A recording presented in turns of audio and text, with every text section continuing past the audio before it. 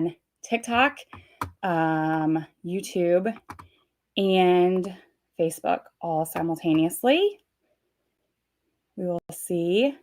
I think Instagram failed, so we are not going to be on Instagram. But it does look like we're possibly everywhere else. Let me check.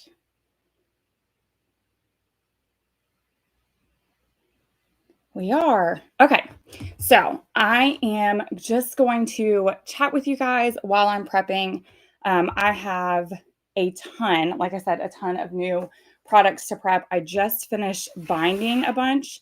I did think while I had everything out, I would share my top favorite homeschool prep items. So the first one that I have that I can't live without is my Scotch laminator. I do wish the cord stored a little bit better, but the Scotch laminator, I had the older version that you can now only get from Target, and I loved it. And now this is a newer version and love it. Like, I'll use it for everything.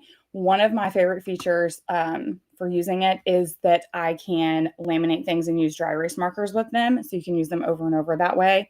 That is something I really, really enjoy. Another thing that I absolutely love is the Swingline Pro Click binder. I've tried a lot of different binders, and this is my personal favorite because the binding for the Pro Click opens back up. I don't know if you're able to see this, but it opens almost like a 3-ring binder. So I can take things out, add them back in, and I can reuse the spines. So it's like the convenience of a 3-ring binder without all the bulk of it, because I can get the spines as small as I need them. One of the things that's my personal favorite, or like my trick for the Pro Click, is when you bind it, bind your back page on top of your front page. And then that weird line that the spines have, when you flip the back page over, disappears, because I don't like the appearance of that. Okay, and then the last thing that I really, really love for prepping is this Frisker cutter. I think I own like 3 of them, because that was before I realized that you could buy just the like replacement blades for it. And now I have stock and blades. So those are the 3 things that I use for prepping constantly. I will go ahead and show you the things that I just finished binding before I went live, because that machine can be a little loud. And I didn't want you guys to be trying to chat with me and that be all you were hearing. So I bound our newest studies. Again, these will be going live on Monday in addition to our summer sale. And we have Fascinating Florida. This is the one I'm personally the most excited about. I literally wrote it for us, and if nobody else enjoys it, it'll still be okay, but I hope you guys do enjoy it. It's the history and the geography of Florida, how it became a state, the first people here, animals, just all of the things. And it has field trip ideas and writing prompts and activities. It's definitely going to be something we personally are going to love using this summer, because we're planning to basically dive into our state and then really enjoy some field trips and things along those lines. To go along with that for us personally, I created a novel study for Hoot, because that's going to be one of the first books we read aloud. I love doing books and movies that go together along with something we're learning about. And Hoot happens to be based in the state of Florida with an endangered animal. It's the barred owl. So this is the novel study that we will be using personally. And also let me know in the comments if you guys do school through the summer. So we school year round, but we're a lot more relaxed in the summer. So that is kind of the thing that we'll be doing. I will share more about our plans next week, but I would love it if you let me know what you guys do. We also have Charlie and the Chocolate Factory, which will be a new novel study hitting the shop.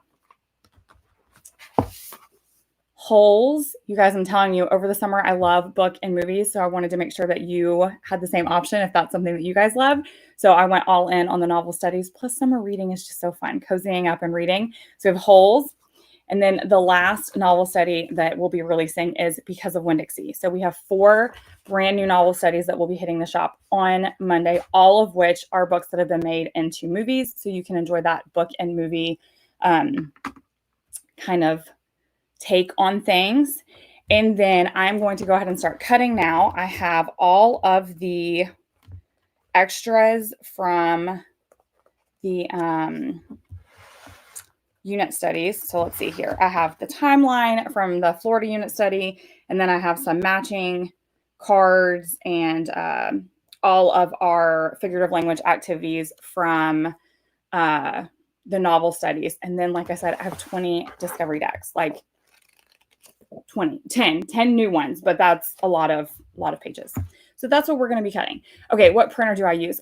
We actually own 2 different HP instant ink printers, and mainly that is because we live in the middle of nowhere, and I never ever want to run out of ink. And I love the HP instant ink program. So my husband has one of like the base models. I think it's the 2700 model. That's our backup. That's what he prints most of his things that he's researching for art. I have the 7900 model. I don't really know what that even means, other than that's just one we have. So we have a HP Instant Ink desktop, DeskJet something, 2700 and 7900. The main thing I looked for with both of them was that they could participate in the HP Instant Ink program. That basically means I pay for X amount of pages a month. It doesn't matter if they're in color or black and white, and they ship me ink. So I never have to worry about like running out of ink in the middle of a project, because you guys, I literally just printed all of this last night. Like that's, I think it was like 400 pages. So, and I don't want to run out of ink in the middle of that. And so I don't have to worry about it. And I just pay like a flat fee, and ink just shows up at my door. And I love that. Okay, so some people are saying that you guys do math and reading in the summer. That's kind of what we do. I say we don't introduce new concepts. So I don't do a lot of new things for like language arts and math. I do kind of think Emily deserves some sort of a break. She worked really hard. So in the summer, we do a lot of review. We do new unit studies. So like I said, we'll do a big Florida thing. And I am actually doing a little bit of something new for math, but it's not going to be like algebra level, right? So she'll get a break from algebra.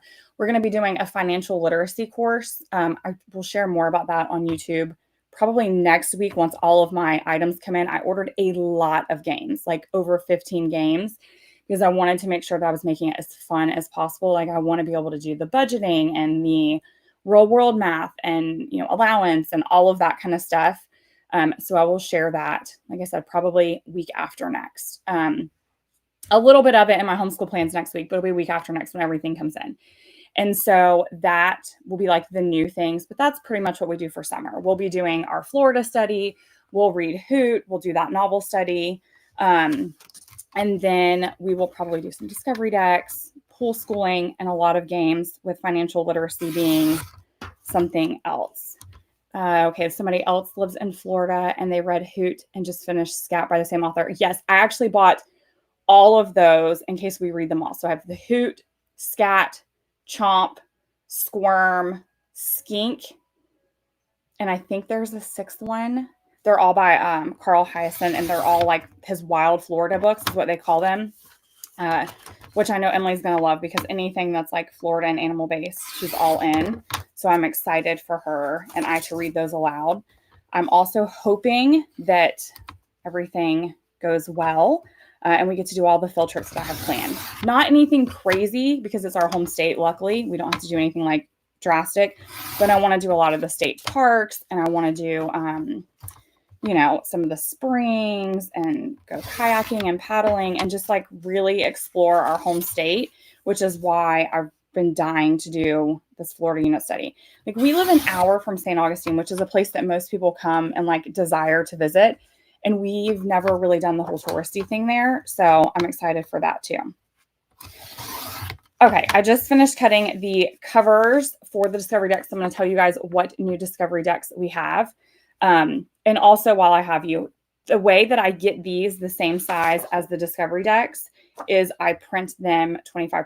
And so then it automatically shrinks it to that page, that size.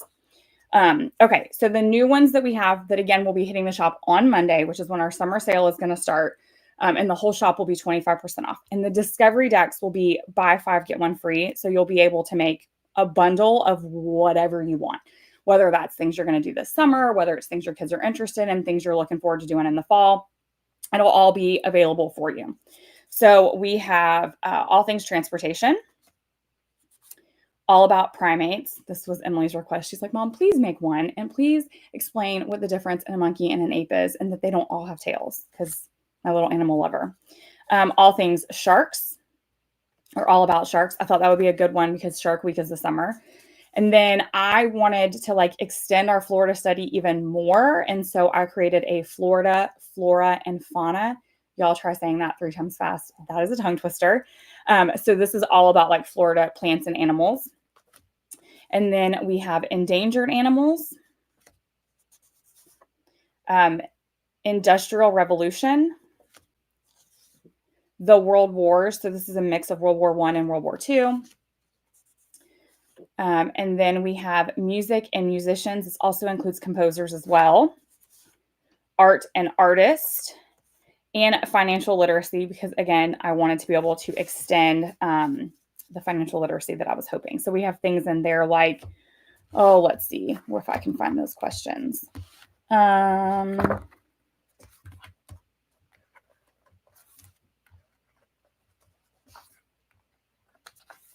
You know what? I'll tell you guys when we get there. But I know it's things like what is debt versus credit, what is budget, all of those interesting things for financial literacy, but in like a fun, kid-friendly way, so that it's not, boring. All right. So I'm going to tell you now what I'm hoping our summer homeschool days are going to look like while we're finishing prepping all of this. And again, if you guys have any questions, drop them below. It doesn't even have to be homeschool related. I'm here to chat. Y'all can keep me company. I'm happy to answer anything. But I'm hoping our summer homeschool days are going to look something like, obviously sleeping in, because Emily's a teenager now and when she needs her beauty sleep. And then she will probably do a discovery deck card while she does breakfast. That's kind of how she starts her day. And then I'm hoping that we can go outside for a while, because in Florida, it gets ridiculously hot in the afternoon, or we have to deal with rainstorms. One of the two things is going to happen every afternoon. So because of that, we will probably go outside after she finishes breakfast, which at that point I will have also more than likely finished working out. And we will head outside and just kind of enjoy swimming in the pool, going for a walk, or whatever.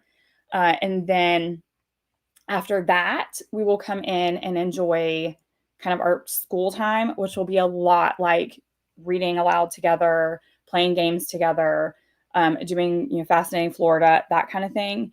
And then hopefully also a lot of field trips in there as well.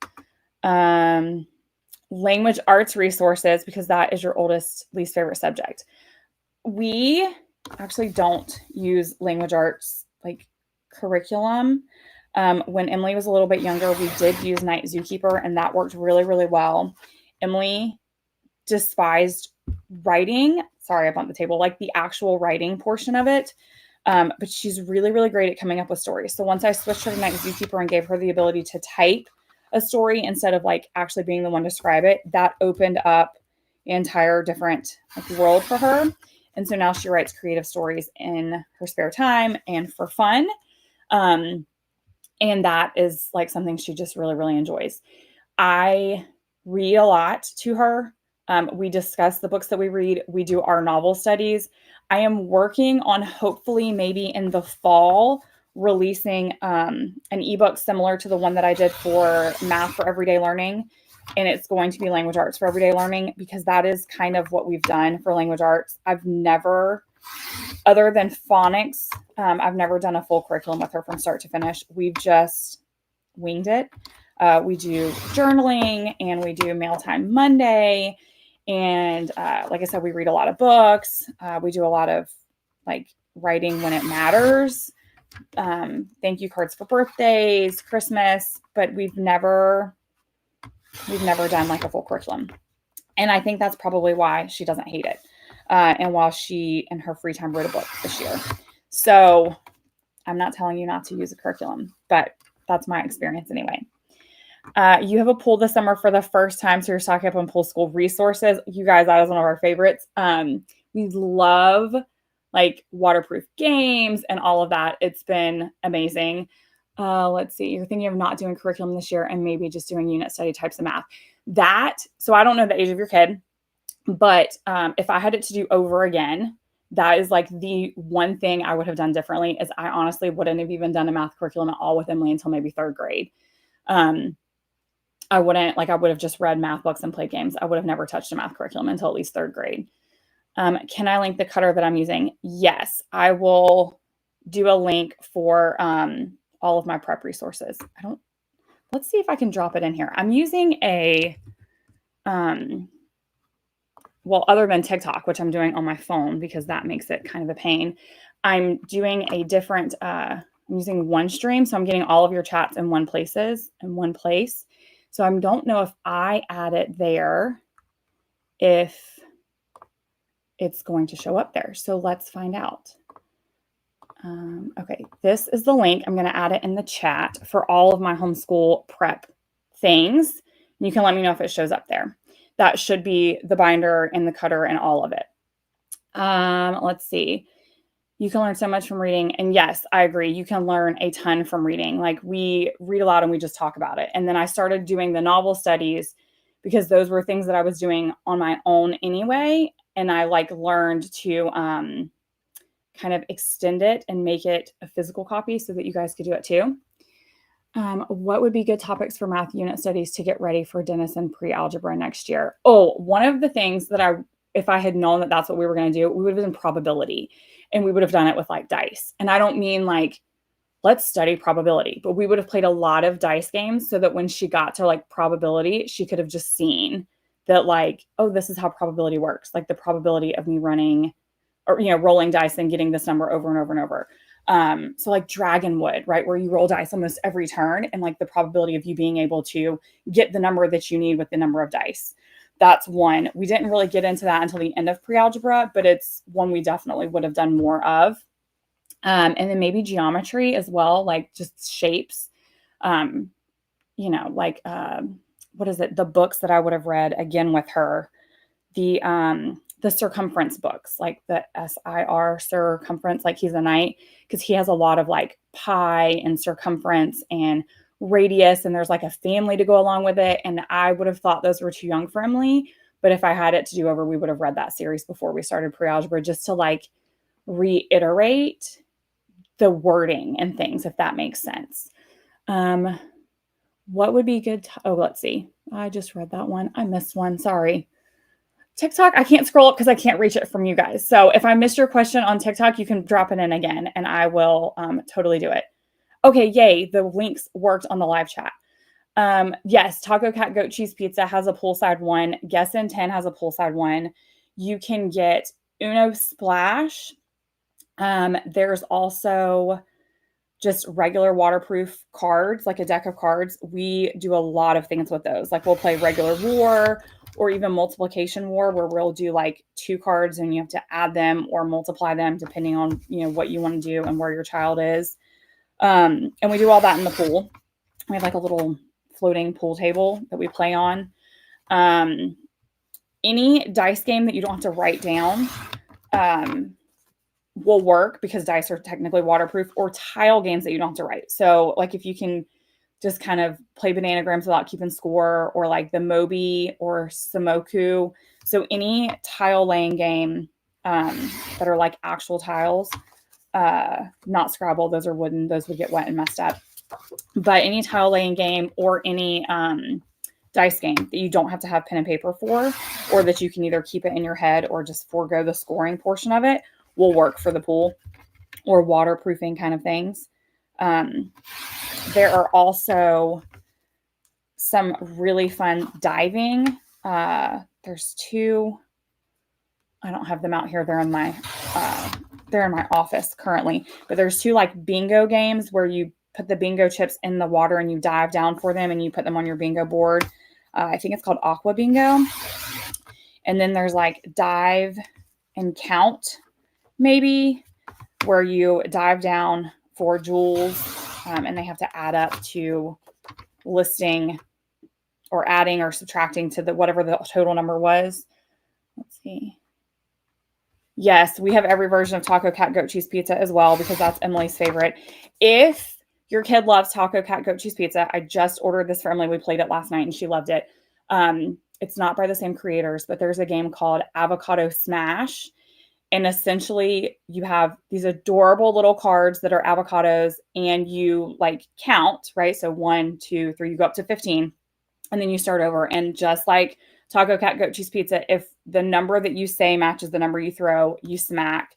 Then there's also guacamole cards, and you have to scream guacamole, and the last one to say guacamole gets it.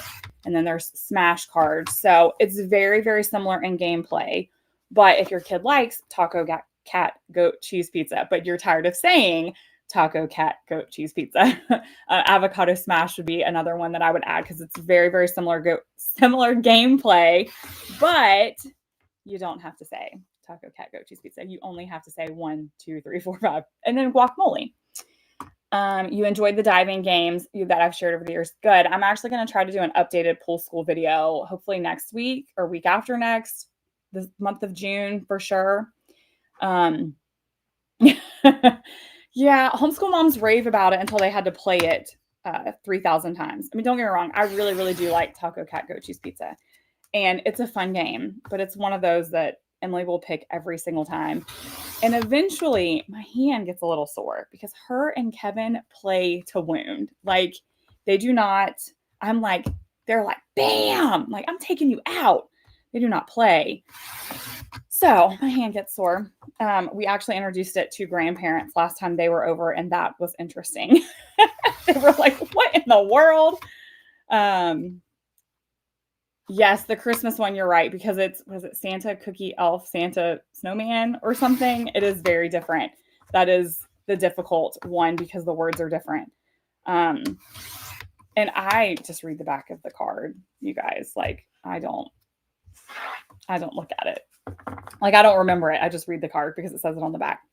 Okay, I have officially now finished one whole discovery deck. Yay! So this is the art and artist deck. So let me find the cover for that. And I'm going to share just a few of the questions in that one. So we have, why did Salvador Dali paint melting clocks? Why is the scream screaming? Who was Vincent van Gogh? Who was Rembrandt? Why do scientists, or how do scientists protect art? How was space used as an element of art? And what is art? And in case you don't know what a discovery deck is, if you're tuning in, you're like, I don't even know what you're talking about. They have recently, they're probably my newest product. They've been out for about a year. They are hands down our bestseller. Everybody has raved about them, so I've added as many topics as possible. It is basically a printable with cards. There are 20 cards in each one. So this is what they look like. It has a question with a QR code, and it is for kids who want to learn more, because kids are always asking like so many questions. And in our house, one of the things that we've done with Emily since she was little is we never let a question go unanswered. That's kind of always been our rule. That's how we've always done interest-led learning, is we always answer any questions she has. And so I wanted a way to answer this question sometimes when I don't have time. And I thought this would be so fun to even extend on the questions that she asks and give her more questions along that same topic. So this is 20 different questions on a topic that are what I deem to be most common, interesting questions that kids might possibly ask or would be good for them to know on that topic. And then I source a YouTube video that is typically 5 to 10 minutes. I try really hard to keep it under 10 minutes. Sometimes they're only 2 if that's what answers the question, that answers the question. And so these have been in our personal homeschool an amazing staple for when she's eating breakfast or lunch. We use them on the go in the car. I've had people tell me they've added them to their morning baskets and they use them during morning time. I've had other people tell me that they use them, for strewing, which we've done that before as well. They, give them to their kid as a reward. It's basically guilt-free screen time because they're learning. And it also comes with a piece of paper where it's like a notebooking piece of paper where they can record what they've learned. I'll be honest, we don't use that because Emily is going to come tell me what she learned. Anytime she watches one, she comes in, she's like, Mom, let me tell you. So we don't need to use that because she comes and tells me. But there is a notebooking page for you to let your kid record that. You bought spoons to teach your daughter for Christmas. Okay, that's another one that's really, really fun. But I feel like I might get beat up in that one too. Because I'm telling you, these guys are vicious. We tried throw burrito you're going to lose your head. It's a fun game, but somebody's going to lose their head in that game as well. You appreciate the work I put into all the units. Oh, thank you. I really, really appreciate that. Okay, we are moving on to the next discovery deck, which is officially music and musicians, which I'm really excited about all of these topics that we're adding because a lot of them you guys have been asking for a while, specifically World Wars. I had a lot of you tell me your kids were obsessed with World Wars and you wanted to see that one. So I'm excited to be adding that one for all of y'all. And then art and music. I feel like the discovery decks, at least for me, are a great way to maybe sneak in the topics that I wouldn't have been able to get to otherwise. So those topics like music and art and, you know, those things that maybe kind of fall to the wayside in our homeschools. Not that we want them to, but they do anyway. You use the discovery decks as a transition from breakfast to learning. That is a good way to use them as well. Like I said, Emily normally watches hers during breakfast, but that's a great way because you've kind of like enticed them, but you've done it with a screen. So it doesn't feel like you're immediately like, let's get to school, you know? If you are just joining us, because I see a bunch of people joining us on TikTok, we are prepping new homeschool resources. So if you have stuff to prep, go ahead and prep along with me. I am cutting out the 10 new discovery decks that will be joining the shop on Monday during our summer sale. In addition to those, I've already done all of my binding because my binding machine is really loud. Amazing, but loud. I use the Swingline Pro Click for binding, and I have already bound all of our new unit studies that will be joining the shop, which are Fascinating Florida, which is going to be a study of Florida's past people and places. I'm so excited for that one. And then 4 new novel studies. In the summer, we like to do a book and a movie. And so these are all books that have been made into movies. We have Because of Winn-Dixie, which happens to take place in Florida. And then we also have Hoot, which is another one that takes place in Florida. I did those so that I could add those to our Florida study and we could read books that are set where we will be studying. And then we also have Holes and Charlie and the Chocolate Factory. So something kind of for everybody. That's the hope anyway. Okay. Hello, new here, but you're homeschooling in Florida. You started in September. Welcome. I hope you're enjoying it so far. Homeschooling is something that we have done since the very beginning, like since before I even knew that what we were doing was homeschooling, and I wouldn't change it for the world. Okay, let's see. The discovery decks are amazing and they help get information for your ADHD kid. He will go through a whole deck because it keeps him engaged and provides easily digestible information. I love that. Like I really, really do. And Emily is, we don't do labels, but she gets really hyper focused on things too. So she can sometimes go through an entire deck. And it's one of the reasons that if you do the deck, like if you were to cut it here, let me grab a new one real quick, because if you were to cut it and kind of keep it that way, I try to almost put the deck in like I ask the questions in a way that like leads them down the rabbit hole, if that makes sense. So like for the primate deck, if you cut them, I have like, what is a primate? What is the difference between monkeys and apes? Do all primates have thumbs? Are there any endangered primates? And then do chimps use tools like humans? How smart are chimpanzees? But then eventually we get into like, more in-depth, like why can't monkeys talk like us? Why do chimps fling poo? I mean, you guys, I had to include that one. And then like specifics, like which monkey from Japan likes to sit in hot springs. And so I kind of like even plan the questions in a way that like leads them down the rabbit trail or down the rabbit hole further and further in case that is your kid, because there are some topics that Emily will do that with too. Yes, a sale. So the summer sale will start on Monday, June 9th. It will last 2 weeks and go through June 23rd. The whole shop will be 25% off. And then we will also have, on top of the 25% off, buy 5, get 1 free on our discovery decks, as well as all of our mini units. And I don't have the mini units out here because I haven't printed them yet, but we're adding 20 new mini units to the shop. So we'll have 8 new Who Was, 6 new What Was, and 6 new Who Was as well. So yes, wait to make your, you can make your wish list, but I wouldn't check out until Monday. You used a couple of the discovery decks for plants. It was nice questions that you wouldn't have thought of. Yes, that's kind of the other thing is sourcing questions is fun because we kind of all come up with them together. I'll be like, hey, Emily, what questions do you have? Kevin, what would you ask about this? And then even as I'm making them, I promise you, I'm learning something almost every time. There will be something that I have learned. Like I didn't know that there were apes that sat in hot springs in Japan. So that was fun and interesting for me. And even when Emily thinks that she knows the answer to the question, like even when she's like, I know this one, Mom, there's still always something like extra that she gets out of it. So I really, really like that one too. Like I like this. There's still something extra that she's getting that she's like, oh, I didn't know that detail or that thing or whatever it is. So even when she's, being the cocky teenager who knows everything, she still learns something. You're using the ancient Greek one and the space for sure in September. The ancient Greek one was a lot of fun. I like space too, but we haven't used the space one in probably a year because there are so many now. I think when these hit the shop, I just counted there are now 45 different topics.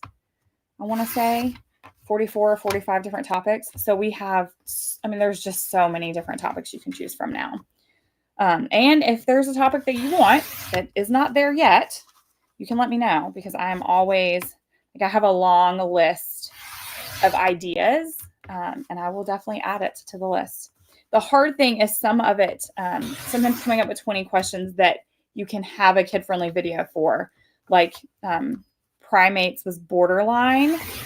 Coming up with 20 videos and 20 questions about primates was not hard, but it also wasn't easy.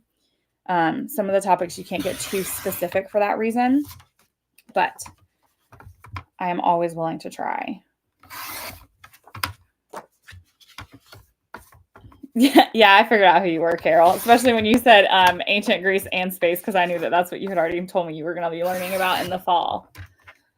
All right. Again, if you are watching on TikTok and you have a question that I missed, drop it a second time because I'm having to do that one separate and my phone is just a little bit further away. So if it goes up before I saw it, I didn't intend to skip your question, I promise.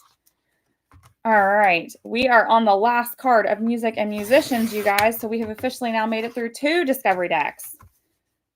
I probably won't stay live the whole time because I might be here for the whole night and y'all probably don't want to watch me cut all night long. But some of the things that we have for music and musicians are who were the Beatles, who was Stevie Wonder, who was Duke Ellington, who was the king of rock and roll. Oh, let's see. Who was Bach? Who was Mozart? What is the history of music through the ages? What are string instruments? What is rhythm? What is sound? And who invented music? So we now have 2 discovery decks prepped. And if you are just tuning in and you're wondering how I get the cover pages the same size, I print them at 25% when I print them. So it makes them the same size as the discovery decks. A language arts portion. Okay, that actually might be pretty cool. I will make a note of that. I had math on my list. And so this time around, I did a financial literacy kind of extension of math. So some sort of language arts would be fun, like parts of speech, elements of stories. Like, because I'm going to tell you right now, you guys know how I remember most of my like parts of speech or is Schoolhouse Rock. Like when I, like even Emily now, she'll be like, Mom, can you remind me what a conjunction is? And I'm like, conjunction, junction, what's your function? Because that's how I remember it. So there has to be things like that out there, right? Like, they might not think it's nearly as cool as I do, but I think that's a good idea. So I'm going to write that down and also don't make fun of my singing. Let's see. What would be a great one to pair with the Percy Jackson study? So there is actually an ancient Greece discovery deck, and it has a lot of ancient Greece as well as Greek mythology. So that would be a great deck that I would pair with Percy Jackson. And then for the who, what, and where studies, there is, let's see, where is the Parthenon? For sure. I think, who is Julius Caesar? No, that would be Rome. I'm trying to remember which ones we did with it. I know we did the Parthenon, and I know that one is done. hang on, let me go look really quick.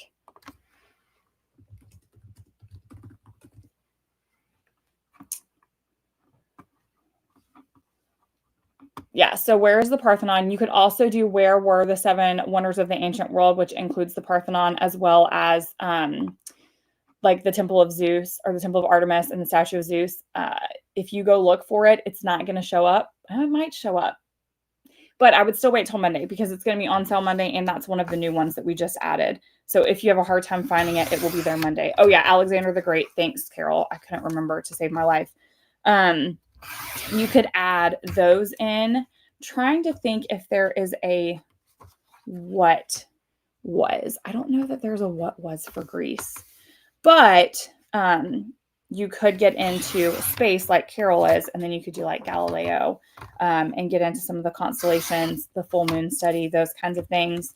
Kind of depends on how far you want to take it. But I would definitely do the Parthenon, and I would probably do the 7 wonders of the ancient world because that one has the Temple of Artemis, the statue of Zeus. It has some other ones that would be really, really great for that as well. Okay, let me see. I think I'm caught up on your questions. Again, I swear, you guys, I'm not meaning to miss you if you're asking questions on TikTok. It just goes so fast. I only have like this much room on my phone. So if you had a question, ask it again. Okay, the next discovery deck we are prepping is all about sharks, which Emily was really excited for because her birthday always falls on Shark Week, which when she was younger, she was convinced that that was part of her birthday celebration, like that they set up Shark Week for her, like as a celebration thing, which is always hilarious to me. It's my birthday celebration. So I realized that I had not done, I'd done ocean, but not shark specific. And so I knew I needed to add one of those. So I know we will at least be pulling that out for the Shark Week, and she will probably end up going through the whole deck in 1 week. Okay, you know what? I was going to wait and do this on the next live because I'm thinking, you guys can tell me in the comments, that this is something we might do more often. Maybe not necessarily that you guys have to prep with me. You're just having to do that right now because I have a lot of work to get done before the sale starts on Monday. And so I needed to do 2 birds, 1 stone kind of thing. But I'm thinking we're going to do lives more often, especially this summer, because I'll have a little bit more time on my hands. So y'all let me know in the comments if that's something you would like. And if so, if there's specific topics you want to talk about, or if you just want to chit chat. But I was going to wait until next week, but let's go ahead and chit chat about curriculum that we loved, that we will be carrying on to next year, which is not a ton because we don't use a lot of curriculum.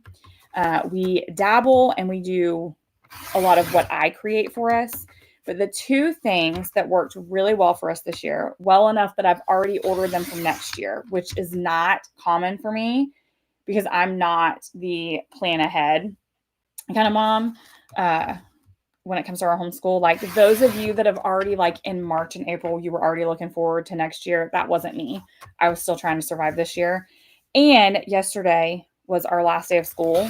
So as far as I'm concerned, we've barely made it out alive. So that being said, the 2 things that we loved enough this year that we're going to be doing again next year are Denison math. She did pre-algebra this year. And I actually, when I bought it, I had intended for her to do pre-algebra in 7th and 8th. I really thought, it's the only reason I started her in 7th. I really thought it would take her 2 years to get through it because math is just not her favorite. So I wanted to allow us the time, but I'm not going to say loved it. Loved is a strong word. But she liked it. She likes Mr. Denison. He's funny. He tells a lot of dad jokes, a lot of corny jokes, but she likes that. And he teaches it in a way she gets it. And what she gets with Denison math that she's never gotten before is she gets the video component and a writing component. So it's like everything put in one. If you're not familiar, I'm going to probably do a full video on Denison, but if you're not familiar with it, the way it works is you watch a video with him while taking guided notes. And then after you do your guided notes with the video, you do a lesson. And then the student themselves checks their answers from the lesson in a solutions manual. And the solutions are in there where he's written it out, but also he does video solutions that you can go look at if you need even more help in walking through it. It worked really, really well for her. In fact, she did her own average, and she scored 99.5 for the year in Denison math. Not that she ever did badly in anything else. It's just there was a lot more frustration. I mean, there were still tears over math this year, but I can probably count the amount of tears on two hands, whereas before we were having tears weekly, maybe even daily over the course of the last few years. So Denison math, we will definitely be doing. We'll be moving on to algebra because she did, in fact, finish pre-algebra, even though I was not planning for that to happen. And then the second thing that I have already purchased was Fix-It Grammar. She really enjoyed that. She liked the Robin Hood story. She's a little disappointed that the next one is Mowgli. Not that she doesn't like Jungle Book, but she was really, I don't know what she was hoping for. A Robin Hood 2? I don't know. But she really enjoyed how quick it was, how much she learned. She likes the editing portion. She doesn't love the market portion. She loves the fix-it portion, being able to red mark somebody else's things. She likes editing in general. So the market that she doesn't love is like, okay, I'll put up with this because I really like fixing it. And I let her use a red pen, and that just is that much more fun for her.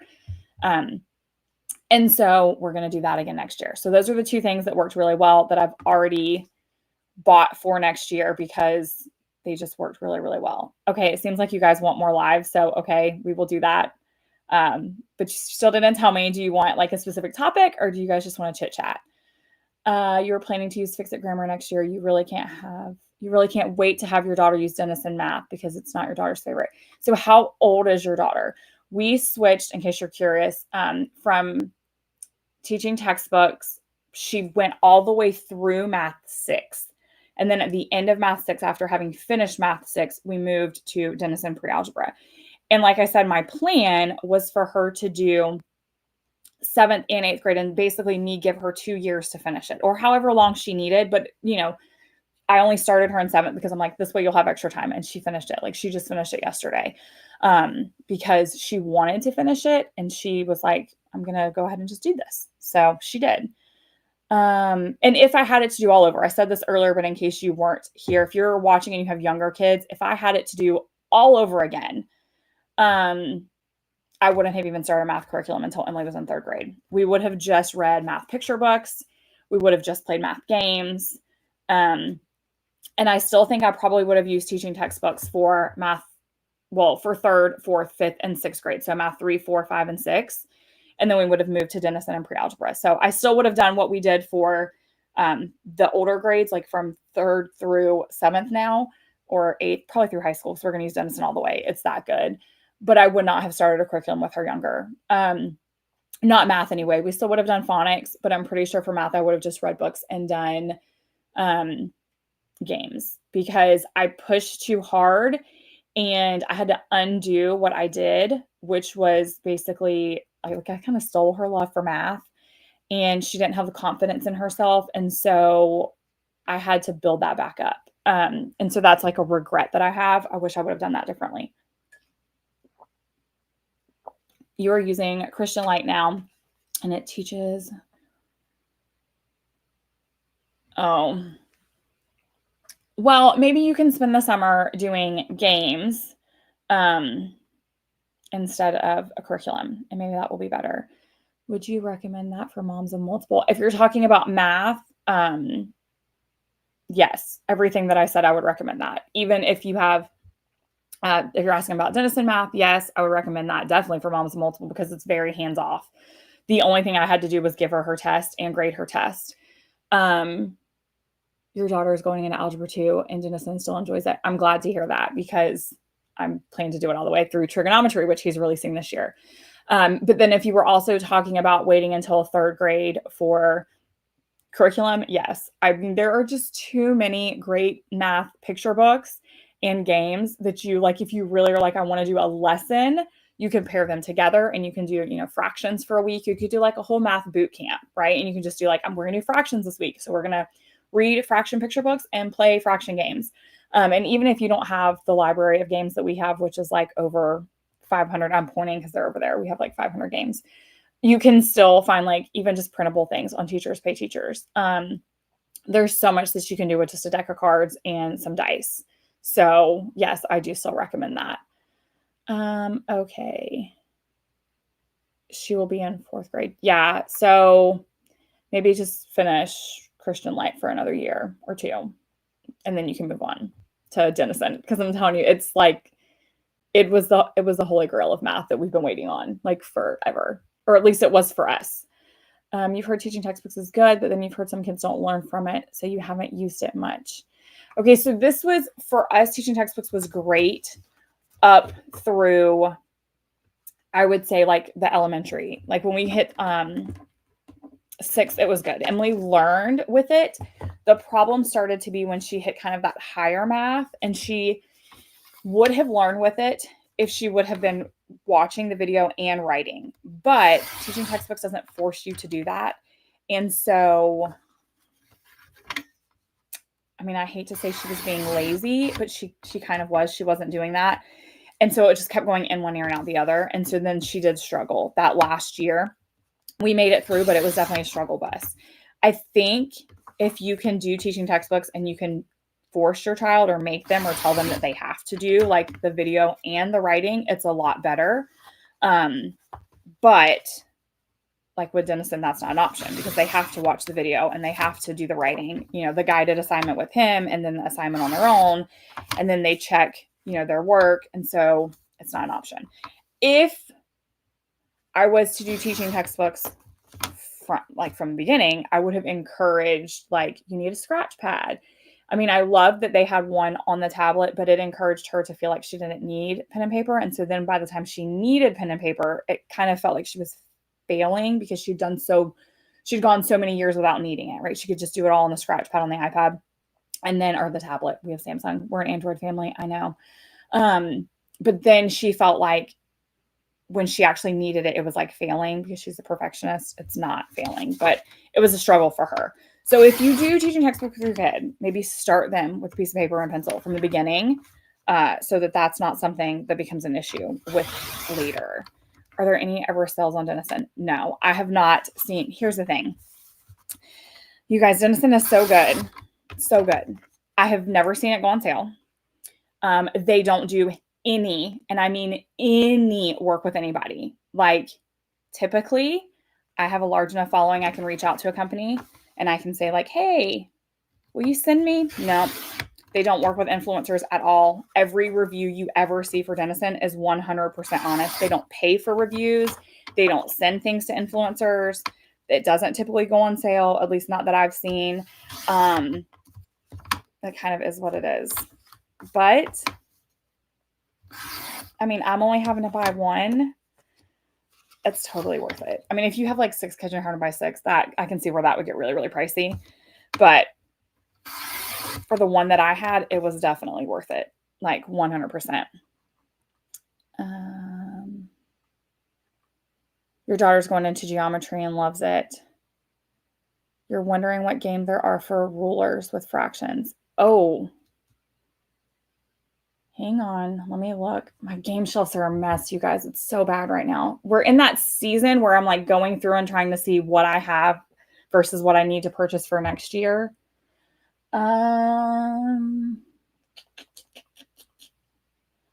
Fence It In is a game that is all about like perimeter and area. It's fence it in, like a fence, like around your house fencing. Let's see. You found my post on Pinterest 5 years ago. Oh, that's cool. Okay, let me see what else we have back here. I have a shelf that we keep some stuff on.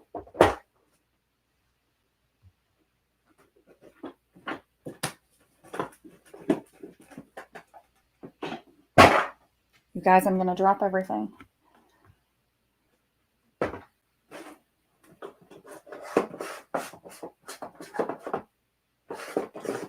No, I don't have anything with a ruler right here.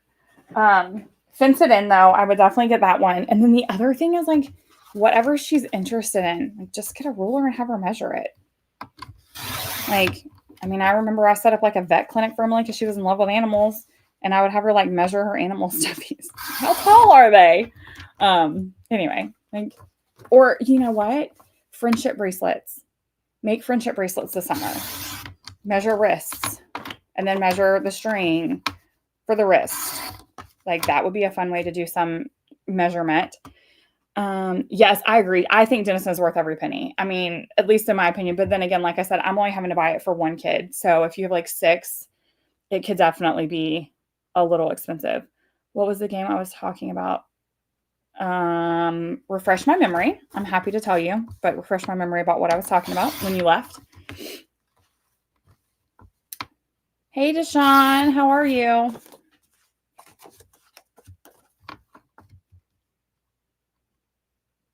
Oh, wait, tapes. I don't even think I own that one. Look, let me head to Amazon now. Type that in for my wish list for later. The game tapes. Oh, yeah, that might work. Let's see.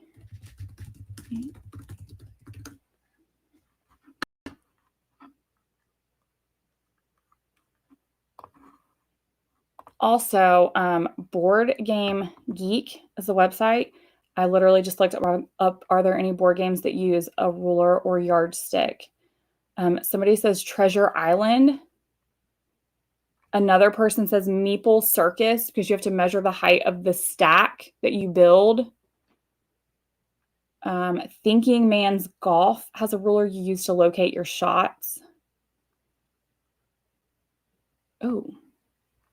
The Expansion 7, the catapult for Carcassonne, I never say that right.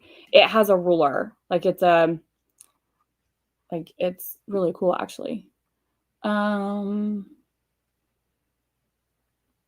then the expansion for Sherlock Holmes Consulting Detective has a ruler that calculates time travel. Huh. Interesting. Okay. Hopefully that helped. What am I doing? I need to prep. I'm prepping discovery decks.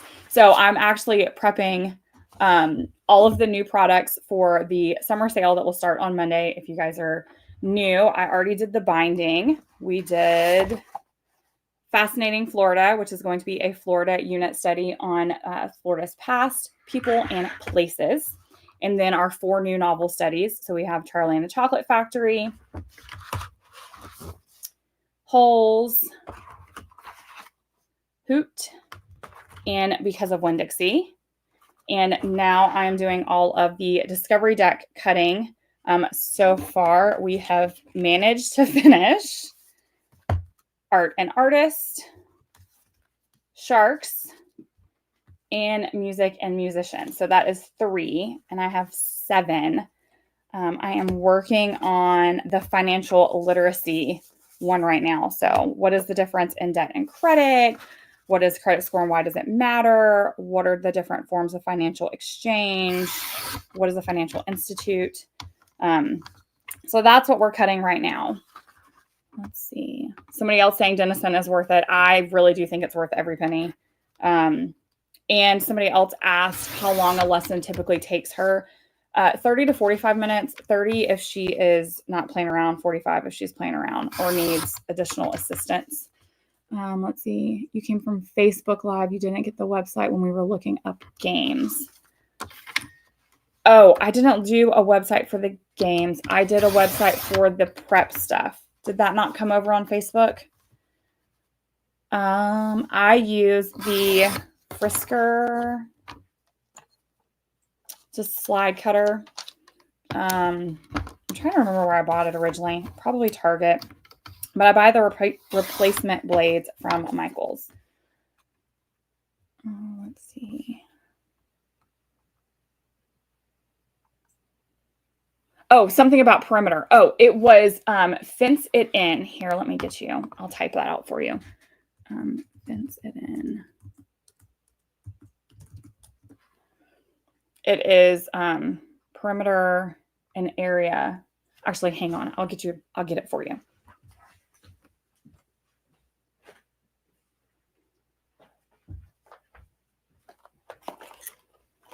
So it has a ruler and it has like these little I mean, it starts pretty simple. So you have these cards and you're like trying to do fences in an area for them. And then here's more cards that kind of help, and the little like tiles to help you figure it out. And it has little rulers that come with it. So that might be, I'm sure you can probably, because it's just like area and perimeter. I'm sure you could even find something similar that you could just buy on Teachers Pay Teachers. But when Emily was doing area and perimeter, we got this for her. I think I got it from Rainbow Resources. You love live. This is the, okay, so for those of you, I don't normally do live. Lives give me like hives, but I'm not breaking out in hives yet, so yay. And we are trying currently, I am live on one stream on Facebook and YouTube. I tried Instagram, but it failed, so we're not on Instagram currently. And then I have my phone behind us, and we're live on TikTok. So I'm trying to do both. I really wish I could have got it all in one because it makes the chat easier.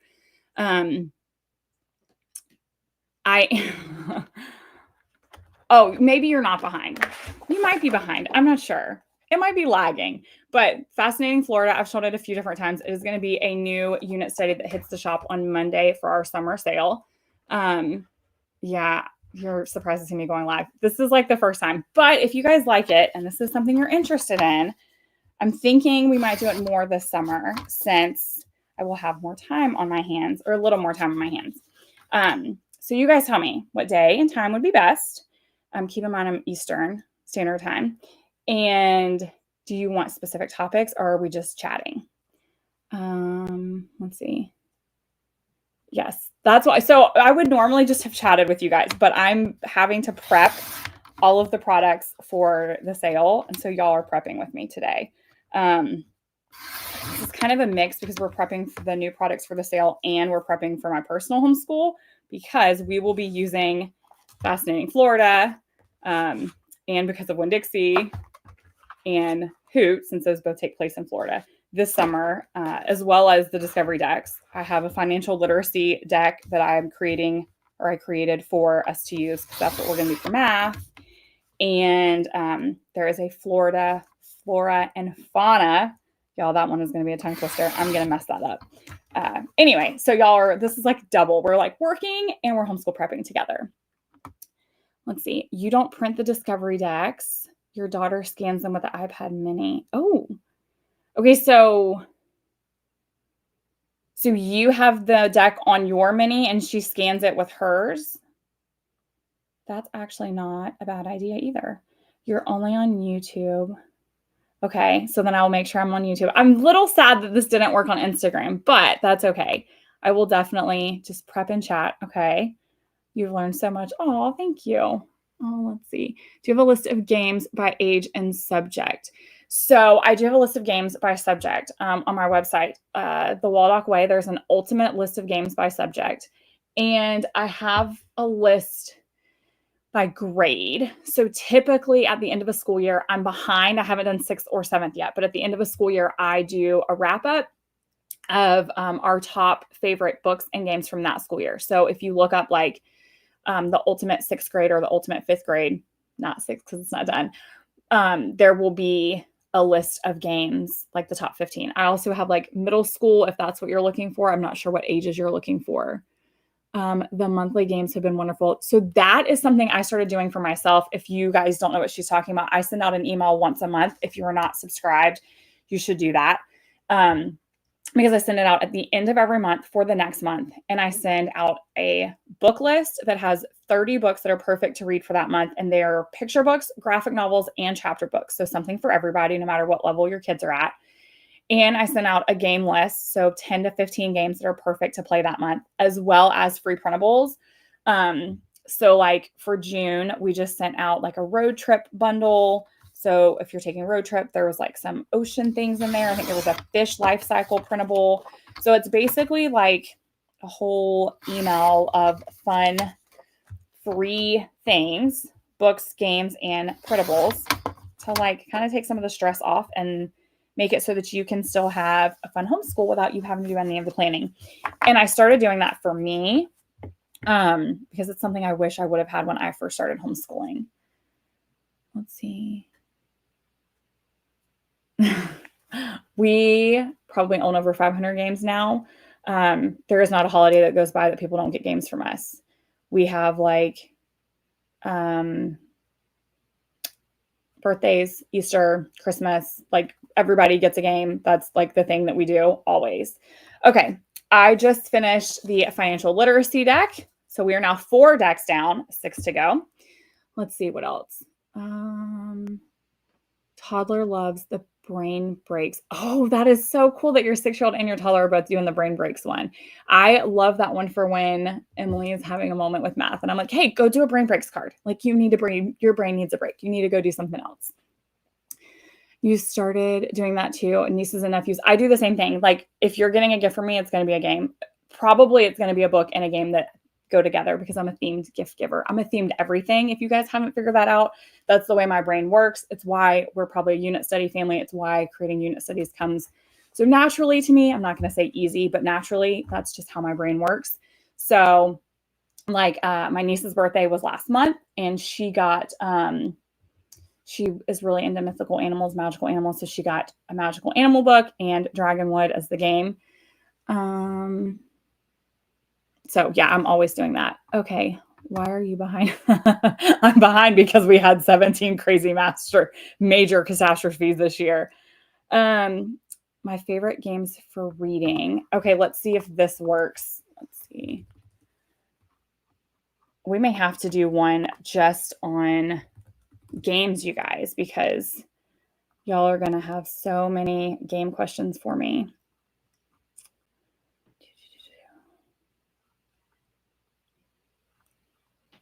We're going to check and see if we can do links again.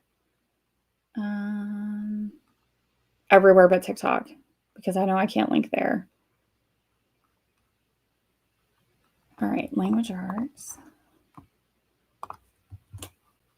All right. Those of you who asked for reading games, let me know if that link comes through for you. Jamie, it should have language arts and there should be a reading section on it. So, okay, Deshaun, you keep your decks in a binder and scan through them as he moves through them. So do you cut them or you don't cut them? Like, do you just put the whole card in? Because that would probably save me a lot of time. But then Emily would do the whole page, like at one time. There's no way she would do one at a time, ever. Let's see. Okay. All right. So we are now moving on to endangered animals.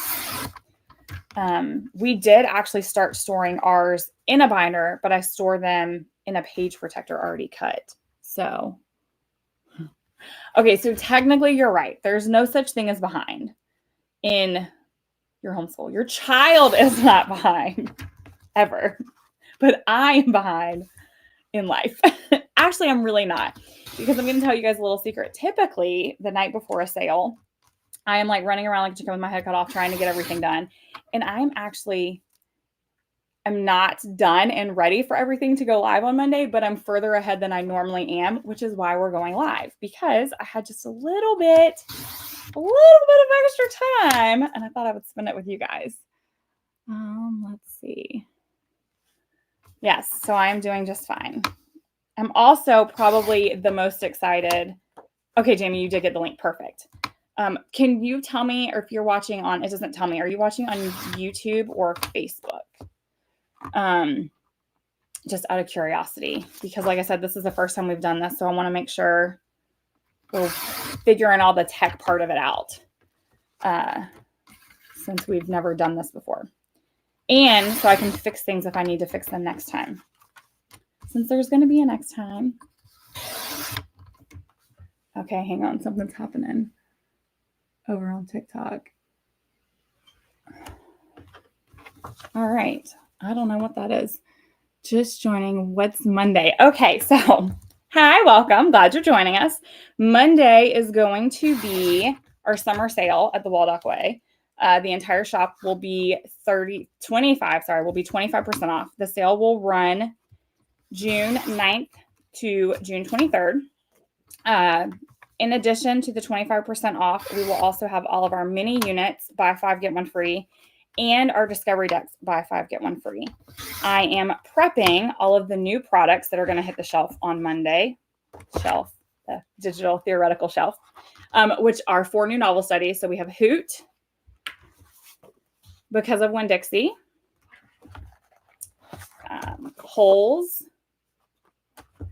and Charlie and the Chocolate Factory. So those are the 4 novel studies that will be hitting the shelf. 2 of them are set in Florida because I am super excited about our newest unit study, which is Fascinating Florida, a study of Florida's past, people, and places. So we personally will be doing that along with the Florida novel studies. And then I am currently cutting all of our new discovery decks. We have 10 new discovery decks.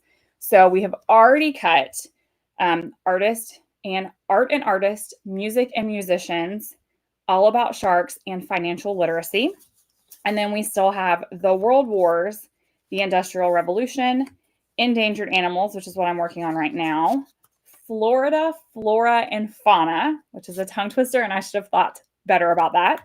All About Primates and All Things Transportation. We also have 20 new mini units. I do not have them printed yet. That will be hitting the shop. There will be 8 Who Was, 6 What Was, and 6 Where Were, Where Is. Off the top of my head, a lot of y'all have asked for World War, so I know one of the What Was is World War I. Where were the 7 ancient wonders of the world, the Colosseum, Stonehenge, Machu Picchu, Easter Island. I don't remember the 6th one off the top of my head.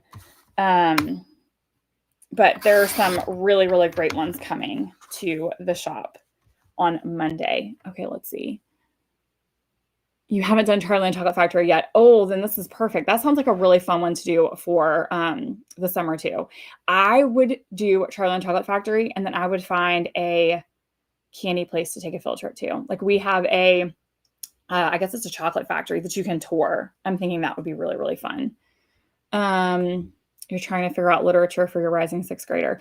This is what we'll be doing with my 8th grader, is we will basically just be doing the novel studies. I have plans to start adding more of them more frequently because that is what I want to do, like for the foreseeable future. Yes, so that's definitely what you should do. You should totally tour the chocolate factory. Okay, so YouTube, you got the link. Yay, I'm glad that worked. You just transferred your video to your TV. So you're watching me on a TV? That's kind of scary. I don't know if I should ever be that big, but hi, in real life, since I'm now life size. Let's see. What are your favorite subscription boxes for science for 5th grade? My top favorite subscription boxes, and I say mine like they're my favorite. I am not the one who does the subscription boxes. Those are a Kevin and Emily thing. They do what we call a STEAM day about once a week. And subscription boxes are kind of how they do that. But their favorite, I say mine, I'm the one that pays for them or buys them. I source them for them.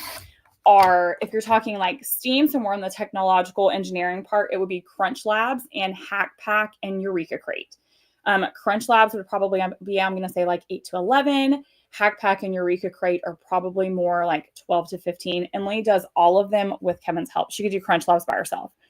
If you're talking more of the actual like science, it would be Mel Science, Physics, and Chemistry. I don't know if you can see them. They're all up here. So we have Crunch Labs, and then the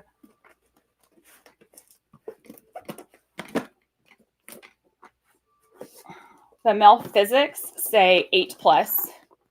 And the Mel Chemistry, oh, actually that's math, not chemistry. The chemistry says 10+. But Kevin does both of them with her. And the Mel Science has videos that come like that you can watch. I would say you could easily, your 5th grader could probably do the physics or the chemistry. Or I think they also allow you to subscribe to both, and you could like get a rotation of some kind. Like you could, like you'll get like physics this month and chemistry next month or something like that, because we've definitely gotten a mix of all of them. Okay. Let's see. I'm getting notifications that I think we're going to get kicked off in about 20 minutes, just so you guys know. You know, Oh, he wants the new Percy Jackson ones?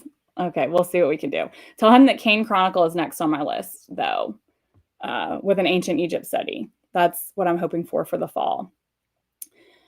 Let's see. This chat is not, it keeps bumping back up. Okay, so my approach to writing, we never used a formal writing curriculum. We always just did like fun writing, journaling,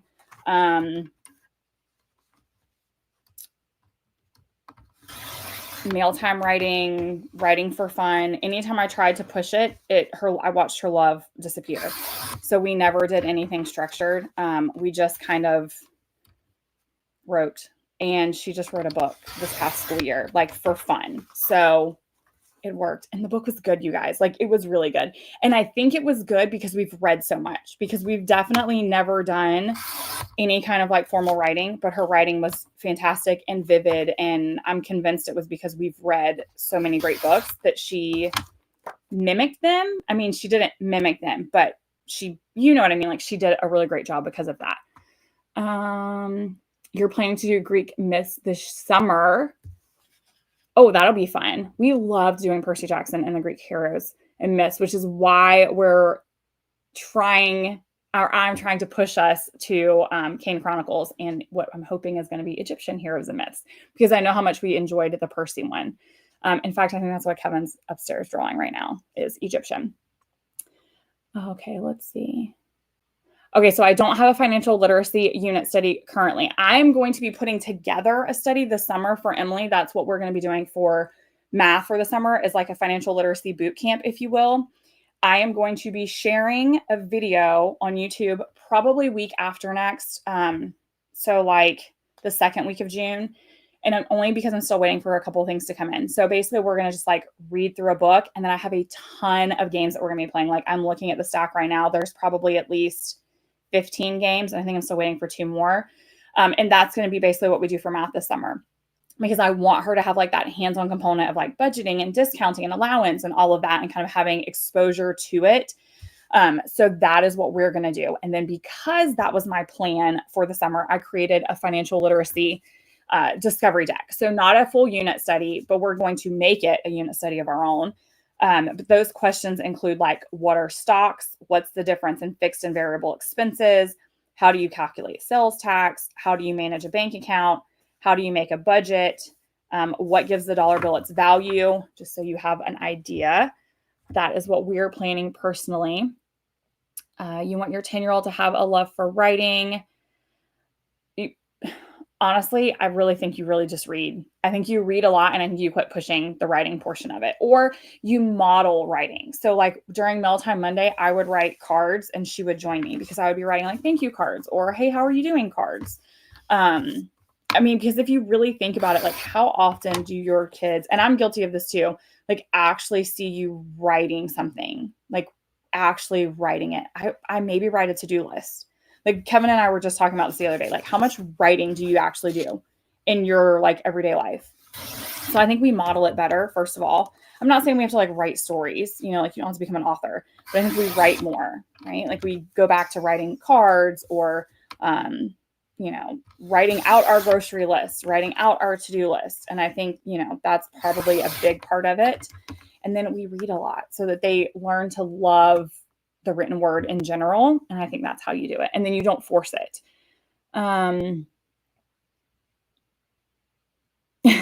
Yes, there are times when I get FOMO over curriculum that won't fit my style. Yes, there are times I even buy the curriculum that won't fit my style. And then I typically, I'm not going to say I regret it.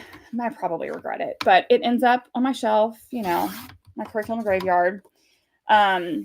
I will say what I don't ever regret is trying to force a curriculum that won't fit my style to fit my style, because that I will regret. But yes, there have been many times, like especially, and I'm not like saying that this curriculum is bad when I mention it, but like especially when The Good and the Beautiful first came out, and it was like the big thing and everybody was switching to it. I mean, I bought it, I tried it. It's not bad. If it works for you, that's fantastic, but it's never, like, it just never worked for us. It doesn't fit my teaching style. It doesn't fit Emily's learning style. It was not ever going to work, but I had fear of missing out, so I bought it. But what typically happens is it frustrates me and Emily both. And so I try not to let that happen as much anymore as I did then, because we just end up frustrated and it's not productive at all for her or for us or for our homeschool, or definitely not for our relationship. So I try really hard to just kind of let it go and remember that, like, that same person that's, ranting and raving over that is probably staring at my homeschool like with fear of missing out because they don't play as many board games or something, right? Like, we all have our things, like, I'm going to be honest with you. The woman who's baking bread from scratch in her homeschool and doing that with your kids, it's beautiful. And I covet it so much, but it's not me. It's not me. It's not going to happen. Yes. Okay. So Rich Dad, Poor Dad does have a game and I really, really wanted it, but I can't find it anywhere for less than $70. And I have a $50 limit when it comes to games. Like, I don't care how good the game is. I don't care how much people rave about it. That is my limit. I will never spend more than $50 on a game, like, ever. It's just not happening. So if you find it somewhere for under $50, by all means, please send me the link because I would love it. I'm just not spending that much on it. Do I keep the boxes for subscription after Kevin and Emily have finished each one? Yes and no. They keep them until, like, Emily has an area. I can't really turn you around because you can't really see it, but there's like an area, and like that's the area that she has. So if that area has kind of become too crowded, like her Legos over here that she's going to have to go through very soon, if you can see them, she has to get rid of it. So sometimes, depending on what it is, and if we've kept the instructions, she'll take it apart and put it in a box, and we'll pass it on to my niece and my nephew for them to be able to do it as well. Like, especially some of the MEL stuff, like the chemistry, there's enough chemicals in a lot of them to do experiments multiple times. So we'll pass those on for somebody else to do the experiments with them. If it's a build, like there's one build, I think it's a pinball machine that she did with Eureka Crate, I believe. And she's kept that one for almost a year. And then there's others like the Crunch Lab. She'll keep them for a few months, and then a new one comes in that's cooler, and she kind of rotates it out, right? Like, she gets rid of that and keeps the new one. So yes and no. I mean, no, we don't keep any of them permanently. Let's see.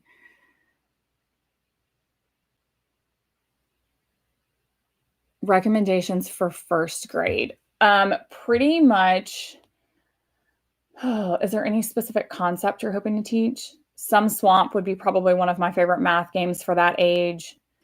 I'm trying to remember. Let me go to my first grade blog post and see what we played the most in first grade.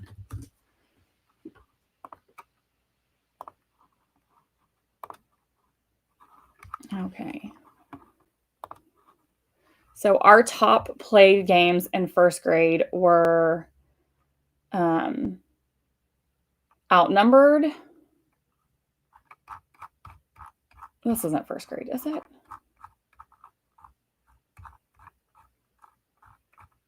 No, that's fifth grade. I was like, I don't remember us playing that in first grade. Hang on, let's try that again.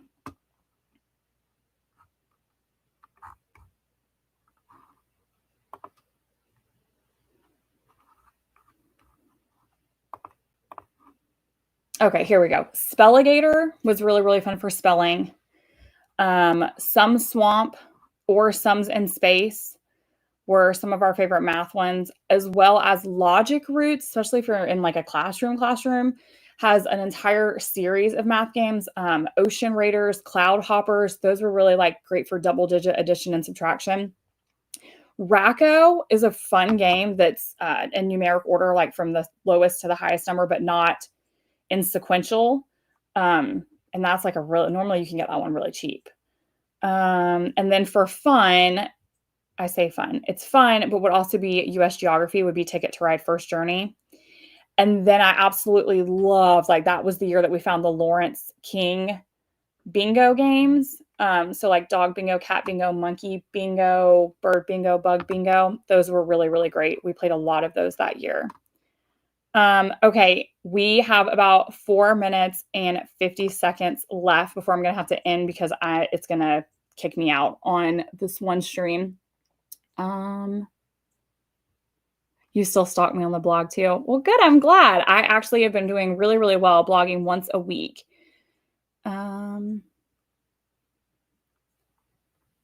let's see. All right. So if you guys have any other questions before I jump off, it looks like I have a little less than 5 minutes, and I'm going to go ahead and jump off of both.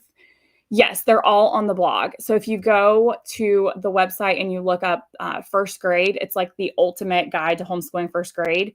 And it will be inside that blog post will be the top 15 games. I have a blog post like that for every grade up through 5th.